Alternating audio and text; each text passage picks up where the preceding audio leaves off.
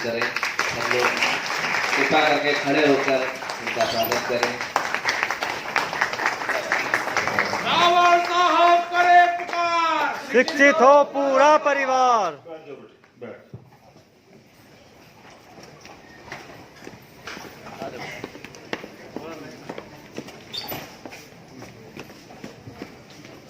वही दे दो भाई, गिरता रहेगा बार बार। स्टैंड ना पूरा स्टैंड।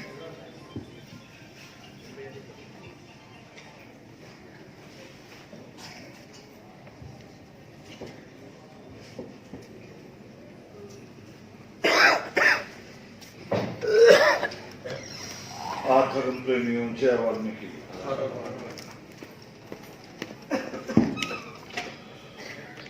कुछ दिन पहले मैंने फेसबुक पे कुछ दिन बाद में लिखता रहता हूं,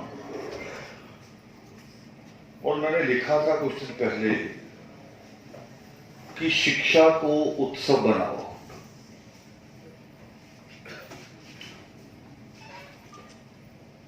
उत्सव क्या होता है? जहां जाके हम कुछ मौज मेला करते हैं, खुशी मनाते हैं, सोचते हैं यहां आके बड़ा आनंद आया, समय अच्छा बीत गया, हम सारा दिन हंसते खेलते रहे। ऐसी चीजों को हम उत्सव समझते हैं। मगर वो उत्सव एक दिन का होता है, कुछ घंटे का होता है, और उसके बाद जैसे उसके गेट से बाहर आते हैं, फिर वही सारा कुछ हमारा जो जीवन है, उस जीवन के साथ जुड़ी हुई जो दुश्वारियां हैं, जो समस्याएं हैं, वो वैसे की वैसी फिर अपना जो विकराल चेहरा है उनका, समस्याओं का, वो सामने लिए आ जाती। कुछ घंटे का उत्सव, वो चाहे आप घर में शादी कहें या किसी मेले में जाना कहें, या मेरे एक बच्चे ने यहाँ सवाल उठाया, लता ने, उन्होंने कहा कि वो बस्तियों में उत्सव करते हैं, कई कई दिन का जागरण करते हैं। मगर ये सारा कुछ आपके जीवन में खुशी बन के नहीं आता। कुछ क्षण आप अपने आप को धोखा देते हैं। जैसे शराबी होता नशे में चला जाता है तो वो समस्याओं से मुक्त हो जाता है। कई शराबियों से हम पूछते क्यों शराब पी रहे हो, वो कह रहा पहले वैसे पीते थे, जवानी में थे, किसी की बात नहीं सुनते थे, अब बेटी जवान हो रही है, वो मुझे समस्या लगती है। तो जब घर की तरफ जाता हूं तो मुझे लगता है बेटी दिखाई देगी, तो उस समस्या को सोचता हूं मुझे दिखाई ना दे तो पी के घर चला जाता हूं। मगर समस्या थोड़ी हटती है, समस्या तो वहीं की वहीं मौजूद है। आपने आंख बंद कर ली अलग बात है, तो समस्याएं वहीं रहती हैं। हम जैसे मर्जी अपने आप को खुश करने की कोशिश करते हैं। मगर यहां मयंक को शायद 1 महीने से ऊपर हो गया रिजल्ट आए हुए, है ना, और सहारनपुर गए हुए भी 10 दिन हो गए शायद। मगर उनके माँ बाप की खुशी आप देख रहे थे यहाँ। अभी तो पढ़ने गया, अभी तो उसकी बिगनिंग है, शुरुआत है अभी। और जब जिस दिन वो MBBS पास कर लेगा, और अगर उसने मेहनत की और MS बनेगा, तो ये खुशी कभी 1 दिन की होगी, किसी 1 साल की होगी, या पूरे जीवन की होगी। इसलिए मैंने लिखा था कि शिक्षा को हम उत्सव बनाएं। और संत चोर ये भी बोल रहे थे जब यहां वो एक्सीडेंट झेले हुए हैं, पैर में रॉड है, और मगर फिर भी उसके बावजूद जब प्रोग्राम रखा जाता है लखनऊ में, तो उनके फोन आते हैं कि निकले हैं, एक जगह खड़े हैं, बारिश ने रोक लिया है। मैं कहता हूं चले जाओ, कर नहीं जाएंगे नहीं, अब जहां आगे जाना आगे ही जाएंगे, पीछे को नहीं जाएंगे। बड़ी दुश्वारियों में प्रोग्राम को तरीके को उसको लाते हैं, मगर यही गुग्गा चौहान का मेला करना हो तो किसी संत किशोर को घूमने की जरूरत है? खुद ही पहुंच जाएंगे आप सच सच के वहां, बहुत सच सच के जाएंगे वहां, पैसा भी लुटाएंगे, सब कुछ लुटा के फिर घर आते हैं वहां से। कई लोग तो इज्जत लुटा के भी आते हैं ऐसे मेलों से, खुद ही जाएंगे वहां तैयार हो गए। और अभी मेरे पास से फिरोजपुर में ऐसे यही एक समस्या आ गई, वो भी वहां जा रहे थे गुग्गा चौहान के, पूरा ट्रक राशन का भर के वहां देने जा रहे थे। देखो भूखे लोग वहां देने जा रहे हैं, यहां नगर पालिका में नौकरी मांग रहे कि संविदा खत्म कर दो, ट्रक भर के गुग्गे को देने जा रहे हैं। मैंने उनसे पूछा भी सिर्फ एक लाइन में मुझे सिर्फ एक लाइन ऐसी बता दो जो गुग्गा चौहान ने समाज हित में कही हो, वाल्मीकि समाज के लिए नहीं, पूरी किसी भी पूरे जो मानव समाज है उसके लिए कोई एक अच्छी बात मुझे बता दो जो उसने कही हो, जो पूजनीय लायक हो। और जो लेके जाने वाले 20 साल से ले जा रहे एक लाइन नहीं खोज पाए, वो एक लाइन कौन सी? एक लाइन ही ढूंढ पाए। कर रहे हैं हम, और जब ये धर्म समाज ये बात उठाता है फिर धर्म समाज को कहा जाता है कि ये देवी देवताओं के खिलाफ बोलता है।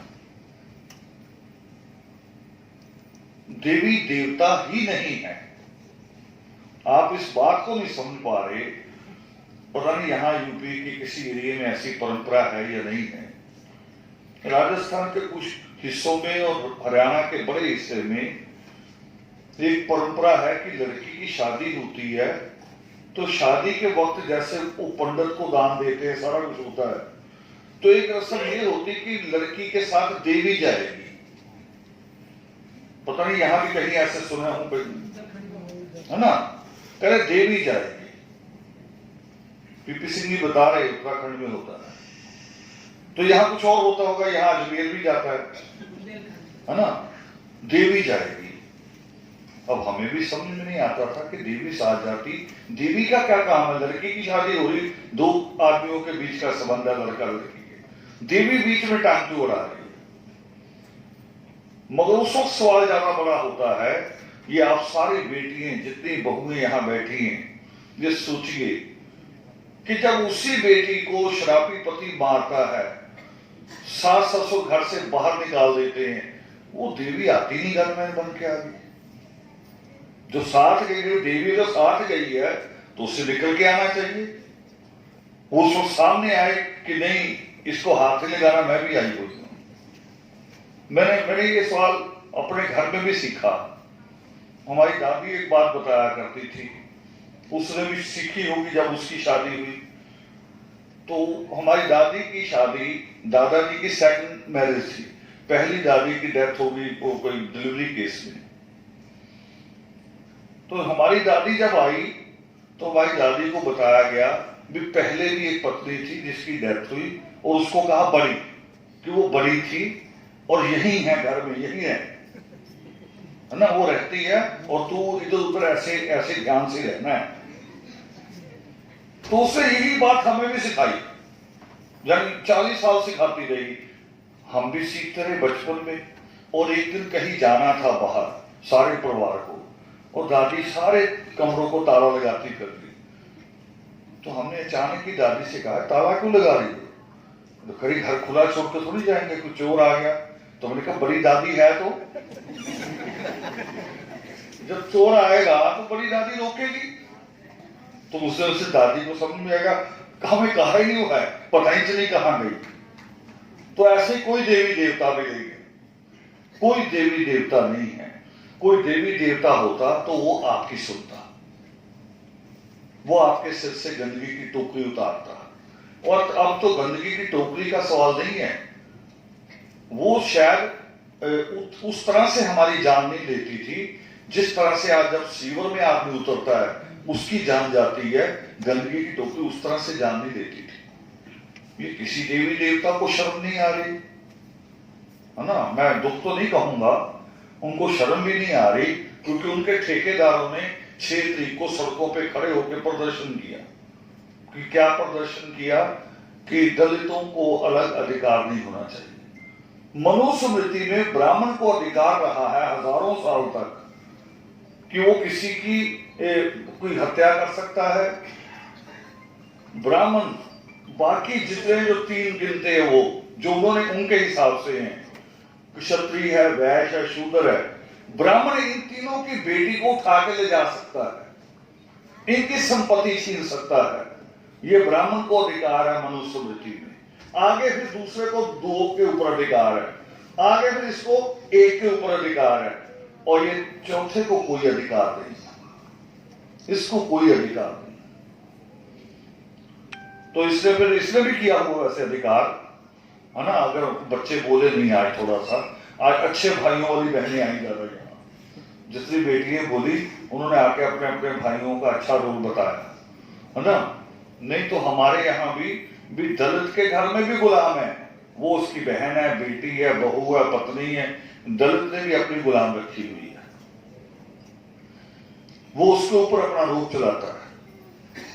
तो वो देवता अगर देवी देवता अगर होते जिनके आप जागरण करते हो पूरी पूरी रात, और सुबह फिर नगर पालिका की ड्यूटी पे जाते हो, और फिर जिसको कहते हैं यार थक गया हूं, और क्या कहते हैं उसको हाजिरी लगाने वाले को, है ना, क्या नाम होता है उसका, है ना, सुपरवाइजर, जो कि मैं रात थक गया हूं जागरण से, मेरे सुपरवाइजर को कह दो गैर हाजिरी ना लगाए। यार देवी को कहो, सुपरवाइजर को क्यों कह रहे हो?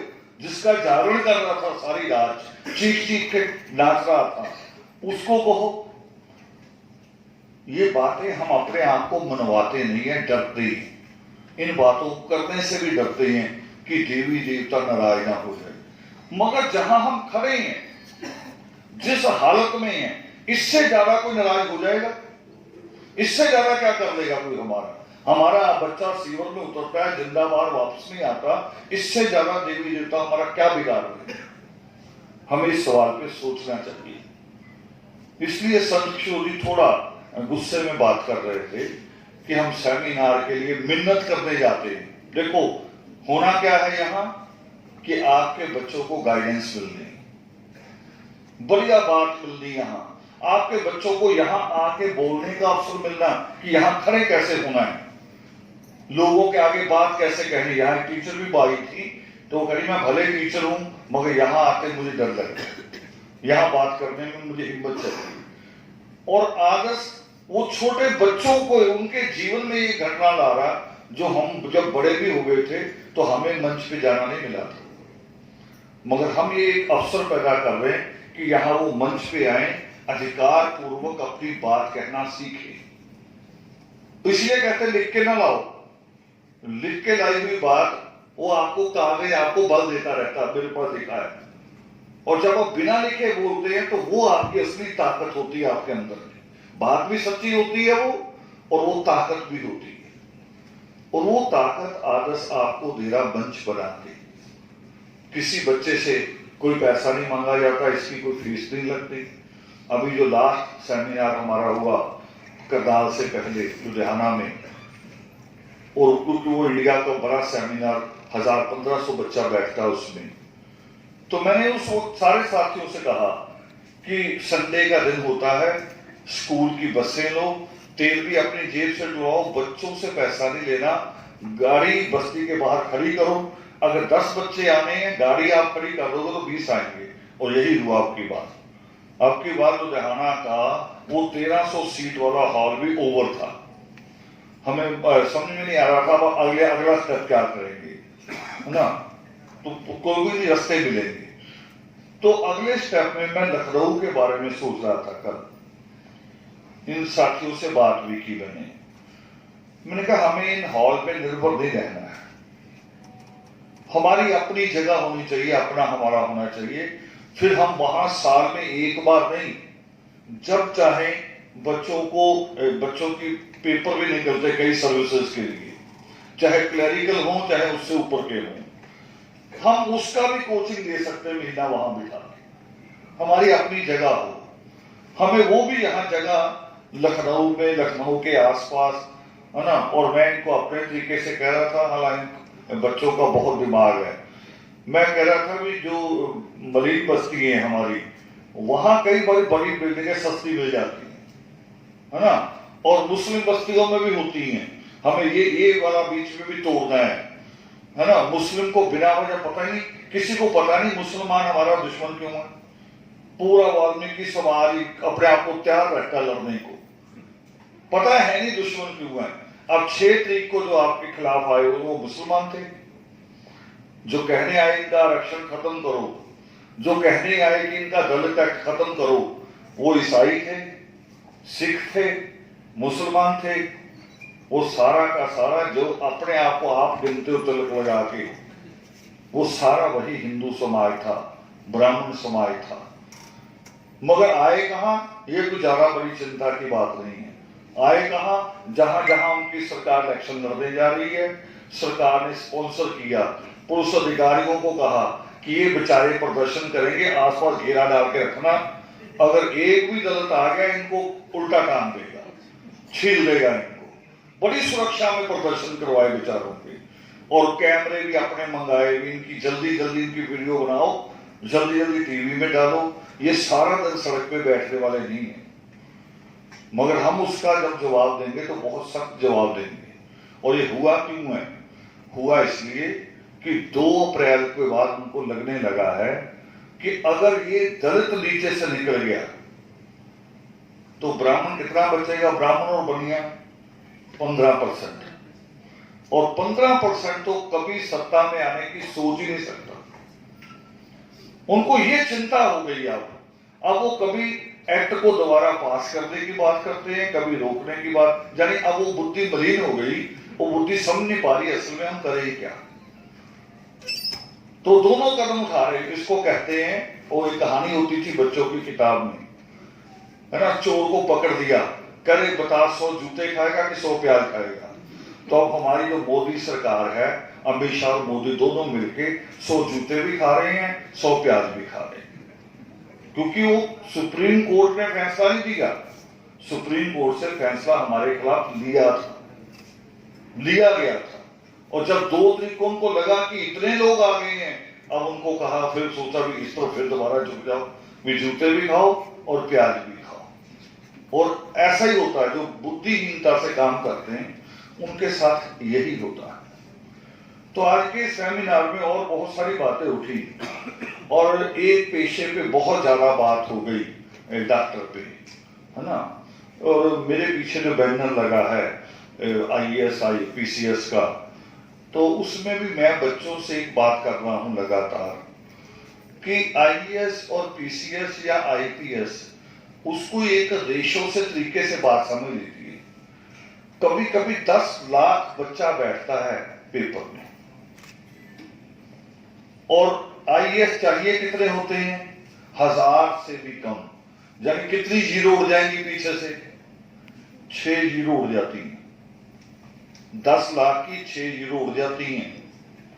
1000 बच्चे की जरूरत पड़ती है। तो इसका मतलब 9 लाख बच्चा, 9 लाख से भी ज्यादा वो बच्चा उसमें नहीं आ पाया। और टाइम भी होता है आदमी के ऊपर, चाहे SC के ऊपर टाइम लिमिट नहीं है अभी, मगर फिर भी एक दबाव रखता है दिमाग पे कि इसको मुझे एक टाइम के अंदर पास करना है। तो मैं बच्चों से कह रहा हूं कि भले आप IAS IPS की तैयारी कीजिए, मगर ग्रेजुएशन के बाद ग्रेजुएशन पे नहीं रुकना, आगे MA स्टार्ट करनी है, जो सब्जेक्ट आपको अच्छा लगे, उससे आगे MPhil करनी है। साइंस का सब्जेक्ट अगर आपके पास है तो MSc में जाना है, उसकी PhD करनी है। मान लो अगर IAS नहीं भी होते तो हम BA पे नहीं गिरेंगे, हम PhD पे आके रुक जाए, MSc पे आके रुके। तो यानी दूसरा विकल्प साथ साथ तैयार करना जरूरी है। बच्चे कई बात समझ नहीं पा रहे, धुन लगी हुई है, क्योंकि वो बैनरों पे अब जब हम लिख देते हैं तो बच्चे भी सपना बना रहे हैं। सपना बना रहे अच्छी बात है, और उसमें यकीन भी है मेरा कि हमारा 100 बच्चा अगर प्रयास करेगा तो 10 तो आएंगे ही, आने ही चाहिए। तो आएंगे, मगर साथ साथ दूसरी तैयारी भी करनी है कि उसके बाद हम बिल्कुल एकदम नीचे ना आ जाए हमारी बाकी। और उसमें और भी एक फायदा है कि जब आप पेपर देते हैं आईएएस का, पीसीएस का, तो उसमें आपका एक मेन सब्जेक्ट भी रहता है। आप उसी में अगर एमए में आगे चले जाते हैं, एमफिल में चले जाते हैं, तो आपका एक पेपर और तैयार भी हो जाता है, वो भी आपकी तैयारी हो जाती है। और कंटिन्यू स्टडी में रहना भी जरूरी है। तो यहाँ एक एमबीबीएस पे ज्यादा चर्चा हुई, तो मैं आपसे कहना चाहूंगा कि एमबीबीएस की भी तैयारी करो, मगर मेडिकल के कुछ और भी बहुत सारे कोर्सेज हैं। पैरामेडिकल्स में आप जब आप बीमार होते हो, डॉक्टर को दिखाते हो, तो जब डॉक्टर तीसरे दिन कहता है टेस्ट करा लो, है ना, ब्लड टेस्ट करा लो, तो जो टेस्ट करने वाला है, चाहे वो ब्लड टेस्ट करता है, चाहे यूरिन टेस्ट करता है, वो भी तो एक आदमी है ना, वो भी तो एक कोर्स है ना। हम उसको समझते नहीं है कि ये चीजें भी हैं। वो कह रहा है एक्सरे करा लो, है ना, ईसीजी करा लो। अब ईसीजी करने वाला भी एक टेक्नीशियन है। तो ये एक और कोर्सेज है। और दूसरा एक मैंने कल बात की थी भी, कुछ बच्चों को तैयार करो जो पुलिस के कांस्टेबल के लिए नहीं, कांस्टेबल की नहीं तैयारी करेंगे, पुलिस के कम से कम सब इंस्पेक्टर की तैयारी करेंगे। करोगे तैयार, 20 बच्चों को तैयार करोगे तो यकीन है, क्योंकि हमारे बच्चे जैसे खेल कूद में होते हैं, है ना। वैसे तो शहर वाली माओ ने तो नलायक बना दी, वो बच्चे नहीं है खेल कूद वाले। वो 10 बजे उठाती हैं, उनको मलाई खिलाती हैं, है ना। और सोए हुए को मलाई खिलाओ तो क्या होगा, वो तो और डफर हो जाएगा, है ना। मलाई घी तो तब काम आता है। मिल्खा सिंह की फिल्म देख रहा था, तो उसमें वो 2 लीटर घी लेके जा रहा है, और एक पुलिस वाला कह रहा है ये घी मैं तुम्हें यहां से आगे नहीं ले जाने दूंगा, मैं डब्बे छीन लूंगा। वो दोनों डब्बे पी जाता है। पहले एक पीता है और दंड बैठक मारता है, दंड बैठक मार के दूसरा भी पी जाता है। अब जो दंड बैठक मारता है उसको तो सूट करेगा वो घी, जो बिस्तर में पड़ा 10 बजे तक, हमारी माएं उसे मलाई खिलाई जा रही है ना। तो ये तरीका तो ठीक नहीं। लड़कियों को कहेंगे सूखी रोटी खा ले तो इसी से ठीक हो जाएगी, ये ठीक नहीं है। और लड़कियां हमारी निकल रही हैं। एक बेटी हमारी यहां बैठी है, पीसीएस, आपसे बात करके गई है। 2 बेटियों का जिक्र किया पीपी सिंह जी ने, जो जज बनी है। एक बेटी को तो मेरी नॉलेज में नहीं है, जिसका नाम लिया नंदनी का, है ना। और दूसरी बेटी के बारे में आपको बताना चाह रहा हूं कि वो आदर्श परिवार से गई है, इसी वंश से गई है। जो इंदौर में जज बनी है वो आदर्श परिवार से गई है। और कैसे गई है, अद्भुत बात बता रहा हूं, शायद बात मैंने की भी वो पहले हुई कभी। मैंने हरीश जी, इनकी पत्नी से मेरी बात होती रहती है ना, वो मेरी ज्यादा लाडली बेटी है, फोन लड़ाई से शुरू करती है। तो मैं उनसे भी कई बार कहता हूं, आपसे भी कहा मैंने भी, बेटियों का पढ़ना जरूरी है, शादी की चिंता जरूरी नहीं है। ये सोचने वाली बात है। जैसे ये सब्जेक्ट लगा ना यहाँ, शिक्षा नेसेसरी और कंपल्सरी, है ना, जरूरी या मजबूरी। शादी को भी ये सोचना चाहिए, शादी जरूरी है कि मजबूरी है, ये सोचूं। कई बार माँ बाप भी नहीं चाहते होते शादी, माँ बाप को लग रहा होता मेरा बच्चा अच्छा जा रहा है, मगर मौसी बीच में आके बैठ जाती है, बुआ बैठ जाती है, रिश्ता भी ले आती है ना। और नहीं बेटे, आपकी मौसी की बात नहीं कर रहा, वो तो टीचर है। वो जो जिनके बच्चे नलायक होते हैं वो नहीं चाहती कि मेरी बहन का बच्चा पढ़ जाए, फिर सारे बच्चे इकट्ठे कैसे बैठेंगे, कहीं नलायक होंगे, इकट्ठे अच्छे लगेंगे, है ना।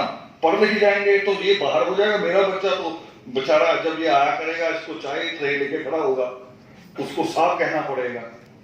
तो कहना भी चाहिए, रुतबा अगर रुतबा तो रुतबा है। तो उस बेटी की शादी हो गई थी, मगर 1 महीना रही है वो ससुराल में। शादी हो गई थी उसकी, 1 महीने ससुराल उससे नहीं रख सका। क्यों? क्योंकि उसके पिता हॉस्पिटल में एक ऑफिसर थे, नॉन मेडिकल स्टाफ ऑफिसर थे। शादी करते वक्त उनको लगा लड़के वालों को कि बड़ी मोटी रकम भी मिलेगी, बड़ी गाड़ी भी मिलेगी, शायद बहुत कुछ मिलने वाला, क्योंकि एक ही बेटी या एक ही बेटा, दो ही भाई बहन है, और एक ही बेटे की शादी करेंगे तो बहुत कुछ मिलना है। मगर वो पहले महीने में ही लड़की की ऐसी हालत कर दी कि शायद अगर 2-4 दिन अगर वो उससे ना लाते तो उसकी डेड बॉडी मिलती। उसका भाई अचानक गया, घर जब करीब होगा शहर, अचानक गया और बहन आटा गूंद रही, किस हालत में, उसके ड्रिप लगा हुआ, वो इंजेक्ट किया हुआ है, बीमार चल रही, डॉक्टर ने कहा इसको एडमिट कर दो। वो करेंगे शाम को ले आया करेंगे, आप उस वक्त ड्रिप लगा देना, तो इसको हटाओ मत, ये लगी रहने दो। वो उसी में आटा गूंद रही है और खून उसका गिर के आटे में जा रहा, उसे नहीं पता, रो रही है। भाई ने पीछे से आके देखा और भाई ले गया बहन का हाथ पकड़ के, नहीं बर्दाश्त हुआ। उसके बाद उसका फिर मेरे से रिश्ता शुरू हुआ, पहले भी था थोड़ा सा, मगर फोन पे कभी हम मिले नहीं थे। फिर उसके बाद उसने कंटिन्यू फोन करना शुरू किया, मगर एक लाइन थी उसके पास रोज ही, गुरुजी मैं मरूंगी। मैंने कहा तू तो मुझे फंसा देगी, है ना। रात को 10 बजे एक लड़की फोन करे, उसके बाद अगर कहीं मर गई तो पुलिस तो कहेगी लास्ट फोन किसके साथ हुआ।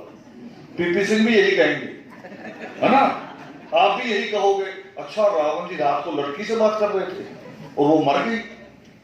मैंने कहा तुम तो मुझे फंसाओगी, तो हंस पड़ी। मैंने कहा हंसो नहीं, मैं गंभीर बात कह रहा हूं। अच्छा, मैंने कहा एक तरीका है इसका, कल सुबह बात करना, फिर तुम्हें समझ में आएगी। तो सुबह मैंने भी उससे बात की, मैंने कहा बेटे ऐसे होता भी, मरने का अधिकार मेरे पास नहीं कि कोई मरे मैं उसे कहूं मर जा, सुप्रीम कोर्ट के जज के पास ये राइट होता है। तू सुप्रीम कोर्ट के जज बन जा, फिर मर जाना। कह रही आप मजाक कर रहे हैं। मैं कहा मजाक नहीं, इसका एक और तरीका समझ लो मैं क्यों कह रहा हूं। अगर तू दुखी रही, तू रोती रहे, तू बीमार रहे, बता तेरा ससुराल खुश होगा कि दुखी होगा। कह रही वो तो बहुत खुश होंगे। तो मैं कहूं उनको दुखी करने का क्या तरीका है, तू खुश रह, तेरा रुतबा बढ़े, वो अपने आप दुखी हो जाए, हाँ फिर तो हो जाएंगे, और वो जज बन गए। इंदौर सेमिनार हुआ तो पहली बार मुझे मिली, सामने आमने सामने मुलाकात जब हम इंदौर गए सेमिनार में पहली बार मिली। और आप में से लोग थे, विनोद भी थे वहां, आप भी थे। तो उसने मंच पे खड़े होकर वो गाथा कही, सारी बात कही, और कहा भी आज मैं जो हूं वो इस आदर्श परिवार की वजह से हूं। कभी कभी लोग पूछते हैं आप ही लाजवाब बोलते, आदर्श क्या का आउटपुट क्या है, आउटपुट क्या है ना। तो आउटपुट वो नहीं है, ये जो लैपटॉप देना आउटपुट नहीं है, लैपटॉप तो कोई और भी दे सकता था, मगर किसी को एक जीवन दे देना, एक दिशा दे देनी, वो सबसे बड़ी बात जो सेमिनार करता है। तो आदर्श का मैं ये बात इसलिए लंबी की कि आप इसको उत्सव की तरह लो। आप खुद पूछो, चाहे जी के आदिवंशी को फोन करो, खन्ना जी को करो, संत किशोर को करो, अनिल को कहो, किसी को भी कहो, आपका फोन आना चाहिए कि जी सेमिनार कब है। हमें उस दिन खुशी होगी कि अब आप समझने लगे। हमें अभी भी लगता है हम भेड़ बकरियों को इकट्ठा करके लाते हैं, यहां जबरी ला रहे हैं। आपके फोन आने चाहिए अगला सेमिनार कब है। और कई शहर ऐसे बन गए हैं, कई शहर ऐसे बन गए हैं, यहां से बच्चों के फोन आते हैं सेमिनार कब है। कई तो दूसरी स्टेट के सेमिनार भी पूछते हैं कि जी वो भी बता दो हम वहां आ जाएं। मैंने कहा नहीं, हमारे पास रहने का इंतजाम नहीं है, हम सेमिनार अब हर शहर में कर रहे हैं, अपने अपने शहरों में आओ, दूसरी जगह नहीं करेंगे। तो ये शिक्षा को जब तक आप अपने मेले की तरह, अपने उत्सव की तरह नहीं बनाओगे, तो शिक्षा भी आपका सम्मान नहीं करेगी, आपको सम्मान देगी। क्योंकि सम्मान वहां से मिलता जिसका हम सम्मान करें। आप गाड़ी भी खरीदते हो ना, तो गाड़ी को अगर आप तरीके से नहीं रखते तो फिर गाड़ी आपको तरीके से नहीं रखती, हर चीज रिगार्ड मांगती है। तो शिक्षा तो दुनिया की सबसे बड़ी चीज है। तो देखिए क्या लिखा हुआ, नेल्सन मंडेला क्या कह रहे हैं कि सबसे बड़ा हथियार ही शिक्षा है। एटम बम भी हथियार नहीं है, सबसे बड़ी चीज है। मगर एक सवाल आया बीच में, एक बेटी भी यहां बोल के गई और लोगों ने भी कहा, एक और दिल्ली से आए हुए थे कि बच्चे की योग्यता देखी जानी चाहिए, बच्चा बनना खुद क्या चाहता है। मैं सहमत हूं इस बात से, मगर थोड़ी सी शंका के साथ। बच्चा तो एक चंचल भी होता है। बच्चे को तो आप टीवी के डांस प्रोग्राम बड़े अच्छे लगते हैं, मैं उसे पता थोड़ी मेरा फ्यूचर क्या होगा। कितने कितने कंपटीशन हो चुके टीवी में डांस के, हमें गिनती भी नहीं होगी। कितने फाइनल भी हो चुके हैं, और उन्होंने आए हुए बच्चे कहां गए ये भी नहीं पता। और आपको पता नहीं है कि जिस चेहरे का थोड़ा सा जो चेहरा पॉपुलर हो जाए उसका जीना बड़ा मुश्किल हो जाता है। क्या मुश्किल होता है, ये नहीं कि लोग उसको पकड़ते ऑटोग्राफ, ये नहीं ऑटोग्राफ नहीं मांगते, वो सोचता है कि अब मैं रहूं किस बस्ती में, मेरा फ्लैट होना चाहिए, क्योंकि मेरा चेहरा ना टीवी पे सेलिब्रिटी हो गया हूं मैं, मेरा फ्लैट हो, मेरे पास गाड़ी हो, और वो होती नहीं है। और फिर पता क्या होता, आप लोगों ने तो देखी नहीं हो जिंदगी, बॉम्बे और पूना में यही टीवी में जो कुछ दिन पहले जिनको आप स्टार के रूप में देखते हो कि ये डांस में टॉप कर गया, वहां इंजेक्शन लगा के सड़क पे पड़ा है, इंजेक्शन लगा के सड़क पे पड़ा है, देखो उनको जाके। इसमें इसलिए थोड़ी सी शंका कि बच्चा तो कभी कभी बच्चा तो कहेगा मैंने तार पकड़ दी है, हम पकड़ते देते हैं। हम फोर्सली ना करें, मगर गाइड तो करेंगे ना उसे क्या बैठा के, और गाइड करने का आप भी कीजिए। आपका कोई अच्छा रिश्तेदार है, जो मैंने पिछली बार कहा था कि मुझे अब बुआ मासी से एक उम्मीद होने लगी है, क्योंकि पहले बुआ मासी अनपढ़ थी, वो पढ़ाई रोकने आती थी। अब बुआ मासी पढ़ी लिखी होंगी तो नलायक बच्चे का कान पकड़ के ले जाएंगी कि चल मेरे सर, मैं तुम्हें ठीक करती हूं, तू तुम्हें सुधरा। तो एक सुधार की उम्मीद जो उसमें है। तो इसलिए शादी का जो मैंने बात कही थी कि शादी के बारे में भी एक बार सोचना कि जरूरी है मजबूरी। हाँ, जो अभी पिछली बात चल रही थी मेरी कि कोर्स बच्चे का क्या चुनेगा, हाँ उसमें एक मनोवैज्ञानिक तरीका है। आप बच्चे को क्या देखना चाहते हैं अपने को, वो बच्चे को जन्म देने से पहले मां को तय करना पड़ेगा। बच्चे को जन्म देने से पहले मां को तय करना पड़ेगा कि मुझे डॉक्टर बनाना है, मुझे उसे एसपी बनाना है, वो डीसी होना चाहिए, क्या होना चाहिए, ये मां को तय करना पड़ेगा। और बच्चे को 9 महीने पेट में रखे हुए रोज वही बात सोचनी पड़ेगी, और बच्चा वही बनेगा। आप वैसा बच्चा पैदा कर सकते हैं, बना नहीं सकते बाद में। ये है एक तरीका है, मगर वो हमारा घर का माहौल देता नहीं है। बहुओं को तो बिल्कुल देते नहीं, हम माहौल देना नहीं चाहते। बहू का मतलब तो होता है हमें गुलाम लानी है। मुझे एक दिन एक लड़का, मैं उसकी मां से बात कर रहा, तो मैंने कहा आप लोग वॉशिंग मशीन ले आओ, तो उसका लड़का पीछे से आकर मुझे कह रहा मैंने मम्मी को कहा है, अब तो कई मशीनें बन गई हैं, है ना, कपड़े धोती भी है, सुखाती भी है। तो मैंने कहा उसके आगे कह रहा प्रेस भी करती। फिर मैं कहा तू बहू का नाम ले रहा है, तू मशीन नहीं मांग रहा। हाँ, धोती और सुखाती तो मैंने मशीन देखी है, मगर प्रेस भी कर दे, उसकी क्रीज भी बना दे, ये तो मशीन नहीं कर सकती ना। तो यानी बहू को, पत्नी को मशीन के रूप में देख रहे हैं, तो बहुओं को अधिकार देते ही नहीं है। अगर बहुओं को अधिकार देने लगेंगे, बहुओं को अच्छा वातावरण देने लगेंगे, नित्रे में आता है, नित्रे में एक श्लोक है कि हसमुख बनूं फूले फले हयात, ऐसा बल्दो गात में उठा करूं प्रभात। ये दुआ है कि मैं जब सुबह उठूं तो हंसते हुए उठूं, बच्चों से भी हंसूं, पत्नी से भी हंसूं, मां से भी हंसूं, वो एक वातावरण होता है घर का, मगर हम ऐसा वातावरण बनाते नहीं। हम तो खिले खिले सोते हैं, उससे भी ज्यादा खिले हुए उठते हैं। हमें प्यार से काम नहीं आता करना, प्यार से भी हो सकता है काम। मैं माओ को भी कहता हूं, बच्चों को स्कूल भेजने के लिए भी उनकी जोर से चद्दर खींचने की जरूरत नहीं है। कई माएं ऐसे पकड़ के सीधा ही बिठा देती हैं, चल उठ जा। तो मैं आपको कहता हूं 1-2 मिनट उसके साथ लेट जाओ, बच्चे के साथ लाड करो, प्यार करो, है ना। उसके बालों में हाथ घुमाओ, 1-2 बार उसका माथा चूम लो।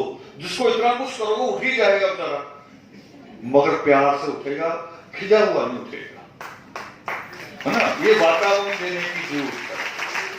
तो ये बहुत सारी चीजें हैं जिनको हमें सीखते हैं हम इस सेमिनार में आके। डॉक्टर साहब ने बहुत सारी आप लोगों को कई नई लाइनें बताई जहां जहां स्कोप है। हमें कॉपी पेंसिल लेके बैठना चाहिए। और मैंने अभी कहा, जब करनाल में था हमारा प्रोग्राम, तो कई टीचर सामने बैठे थे, तो बार बार हो रहा था कि टीचर बोलेंगे। मैंने कहा टीचर नीचे भी बैठी है। वो टीचर यही नहीं है जो बैठे हैं, जिनका नाम के साथ टीचर है, जो सर्विस में टीचर है, जो सेमिनार के लिए प्रेरित करने जाता है, ये भी बड़ा टीचर है। जो सेमिनार के यहां लाता है वो भी अपने आप में एक टीचर है। तो ये बहुत बड़ा काम है जो यहां से हो रहा है। मगर कॉपी पेंसिल भी लेके आया करो। हम लिखते भी हैं, हमारे कार्ड में लिखा होता है कि कॉपी पेंसिल लेके आइए। आप उसको भी खर्चा समझते हैं। और अगर कहीं हम लिख दें ना कि ये फला फला प्रसाद लेके आना, और फिर आपको वहां से कुछ मिलेगा, सारे लाने शुरू कर देंगे, सारे ले आएंगे, कहीं कुछ आज ही कुछ मिलने वाला है, छू मंत्र हो जाएगा। छू मंत्र से कभी कोई काम नहीं हुआ। जो जादूगर जादू दिखाते हैं वो भी पैसा आपसे मांगते हैं, जो बाबा चमत्कार दिखाते हैं वो भी पैसा आपसे मांगते हैं। तो इससे समझ ही लो कि छू मंत्र से कुछ नहीं होता, वो पैसा आपसे मांगा जाता है। तो यहां जो आप आज बैठे, मैंने मनीष कोमल जी के लिए पर्सनली बात कह रहा हूं, है ना। मनीष कोमल आगरा में मुख्यमंत्री भी इनके घर पहुंच गए थे, और जब पहुंच गए तो मुझे फिर कमी लगी एक कि मेरे नाम के साथ रावण लगा है, तो मनीष के पीछे कोमल ही लगा अभी, तो पर कोमल सोच के मुख्यमंत्री घर पहुंच गया, है ना। तो मनीष का नामकरण हो रहा है, मनीष शंखचूड़। अखंड भारत का पहला राजा था आर्यों के हमले के बाद, जिसको जंगल राक्षस भी कहते हैं, जिसकी पत्नी की याद में तुलसी का पौधा जो घर में लगाया जाता है, मां वृंदा, ये उसकी पत्नी का नाम था, शंखचूड़। तो मैं बैठे बैठे कुछ और, मैं तो दूसरा काम भी साथ कर दूं। तो एक रिश्ता रहता है हमारा आपके बीच में,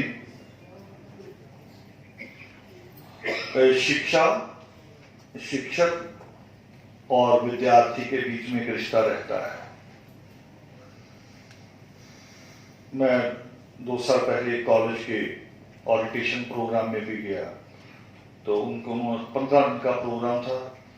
तो पहली स्पीच आपकी होगी। तो मैंने कहा पहली स्पीच करने आऊंगा, मगर शर्त होगी कि 14 दिन मुझे सुनने भी दोगे। जो टीचर आएंगे मैंने उनको भी सुनना, उनका क्या ख्याल है। एक ही सब्जेक्ट को लेके मैं बोलूं और एक ही सब्जेक्ट पे वो भी 14 दिन बोलेंगे, तो मुझे सुनने के लिए हम समय देंगे। तो सीखना जीवन में बहुत जरूरी है। मैं अगर कहता वहां कॉलेज को कि मेरी पहली स्पीच करा रहे हैं और मैं थोड़ा और वीआईपी हो जाता है कि जी मैं उसी वक्त आऊंगा, उसी वक्त चले जाऊंगा, मैं तो रुकूंगा नहीं, तो मैं सीख पाता। मैंने उनसे 14 दिन और मांगे भी, मुझे 14 दिन और रहो, मैं आपके कॉलेज में ही रहूंगा और मुझे सीखना है। मैंने 14 दिन स्पीच सुनी, अलग अलग देश के अलग अलग जगह से प्रोफेसर आए, सबको मैंने सुना। तो इसलिए ये एक आदत माएं, पिता, दादा, दादी सब डालो कि हमें बहुत कुछ सीखना है। और एक वो पीछे बैनर लगा हुआ, पहले इस साइड भी लगा था वो, कि लड़कियों को हम पूछते हैं कि लड़कियां अगर 10-15 मिनट लेट हो जाएं तो उनसे हिसाब मांगते कहाँ हो गई। आज बड़ा माहौल बहुत खतरनाक हो गया है। पंजाब में तो नशे का केंद्र बन गया है, और मुझे लोगों ने बताया कि नशा ऐसा है कि बताने की जरूरत नहीं है कि तुम नशा करो। हाथ में लेके बच्चे को सूंघा दो ना, अगर खाली सूंघ ले तो 4 बार सूंघा दो रोज उसको, आज कल परसों, चौथे दिन बाद उसको आदत पड़ जाएगी, वो मांगेगा। तो इसका मतलब हमें लड़कों पे नजर रखने की जरूरत है कि नहीं है? होनी चाहिए कि नहीं होनी चाहिए? वही शिकार हो सकता है जो घर से बाहर है और बिना वजह बाहर है। और ये हो रहा है लगातार। हमारे बच्चे 2-2, 4-4 घंटे घर नहीं आते और माएं पूछती नहीं, और लड़की को 10 मिनट के लिए पूछती नहीं। तो एक बहुत खतरनाक माहौल है। अभी एक घटना हुई है आदिवासियों में। सरकार ने 10 लाख जूते आदिवासी क्षेत्रों में बांटे। तो जूते की टेस्टिंग पता क्या आई है? उस जूते को 1 महीना पहन लेगा जो, उसको कैंसर हो जाएगा। सरकार ने दिए हैं, सरकार ने। तो ऐसे स्कूलों पे मैं बोलता था ना, वे सरकारी स्कूलों पे निर्भर नहीं रहना जो आपको वहां दोपहर का मिड डे दे रहे हैं। वो पता नहीं हमारी नस्ल को क्या बना दे, आपका बच्चा क्या बना के आपको वापस दे दे। बहुत खतरनाक माहौल है, और उसमें बहुत तरीके से आपको अपना जीवन में जीना है। इन सारी चीजों पे ही हम सारे चिंतन करते हैं। वैसे तो अलग अलग वर्कशॉप होती हैं इन सारी बातों के लिए, मगर आपको साल में एक बार इकट्ठा करना ही मुश्किल हो जाता है ना। हम यहाँ पूरे 11 बजे सूत्र से स्टार्ट करेंगे, बैठे बैठे 12 बज गए, और मगर मुझे लगा कि शायद 20-25 लोग थे जब हमने स्टार्ट किया। बाकी बड़े आराम से सारे नवाब आराम से आ रहे हैं, अलग अलग नवाब की सवारी आ रही है। शिक्षा में भी ये, बच्चों से पूछो स्कूल में 5 मिनट लेट हो सकते हैं? तो ये स्कूल से कम है? बताइए, स्कूल से कम है? जहां इतने टीचर आके बैठते हो तो स्कूल से कम थोड़ी है। तो यहां तो आपको 1 घंटा पहले आके बैठना चाहिए। और यही एक ही रास्ता है, एक ही रास्ता है जो बदलेगा। लास्ट एक मिसाल दे दी है मैंने। मैं जॉर्ज बर्नार्ड शॉ को पढ़ रहा था। जॉर्ज बर्नार्ड शॉ ने एक बात कही है, आपकी बात को बल दे रहा हूं दोबारा। वो कह रहे आप मछली से ये शर्त नहीं लगा सकते कि तू पेड़ पे चढ़ के दिखा। मछली से ये उम्मीद नहीं की जा सकती कि वो पेड़ पे चढ़ के दिखाए, कि उसकी अपनी योग्यता है। वो पानी में तैर सकती, वही अपनी योग्यता दिखा सकती। तो बच्चों में भी योग्यता होती है अपने अपने तरीके की। दोबारा कह रहा हूं वही बात, मगर कमियां भी देखनी है कि बच्चे ने अपना जीवन अगला जीना कैसे है, वो भी ध्यान में रखना है। तो आज का सेमिनार होते होते सफल हो गया, इसको ऐसे कह सकते है ना, होते होते सफल हो गया। नहीं तो हमारी जो टीम थी सारी की सारी दिन रात जो मेहनत करते हैं, अपने आप को भी सेट कर रहे हैं। अब जी के आदिवंशी, धीरज जी, ये अपने आप को भी, अपना घर कैसे चलाना है उसको भी सेट कर रहे हैं, नए तरीके से कर रहे हैं, और उसमें से ये समय भी निकालना है। संत किशोर जी, उनकी बेटी पंजाब में पढ़ती है, वो उसको लेने भी जा रहे हैं, छोड़ने भी जा रहे हैं, और साल में कई बार करना पड़ता है ये। और फिर यहाँ भी उनकी चिंताएं, और बीच में हम प्रोग्राम रख देते भी, दिल्ली भी आ जाओ एक बार। तो ये सारी चिंताओं के बीच में, इतना काम के बीच में अगर सफलता ना मिले तो फिर उम्मीद खराब होती है। मैं लैपटॉप देने से पहले संजीव से, सुजाता से बात कर रहा था। मैंने कहा कितने सेमेस्टर हो गए? कह रहे 6 हो गए। तो मैंने कहा अच्छा परसेंटेज बताओ। जब उन्होंने परसेंटेज बताई तो मैंने गुस्सा कर लिया। फिर उन्होंने बताया कि परसेंटेज ही यही, हाईएस्ट यही है। टॉप 20 स्टूडेंट्स हैं, उनमें हम दोनों हैं, है ना। तो मुझे चाहिए ना, मुझे तो एनर्जी यही देगी, ये टॉप होंगे तो मुझे एनर्जी मिलेगी, तो मुझे एनर्जी मिलेगी तो मैं काम कर पाऊंगा। तो ये अपने सारे काम करने वालों को एनर्जी चाहिए होती है। जय वंदे।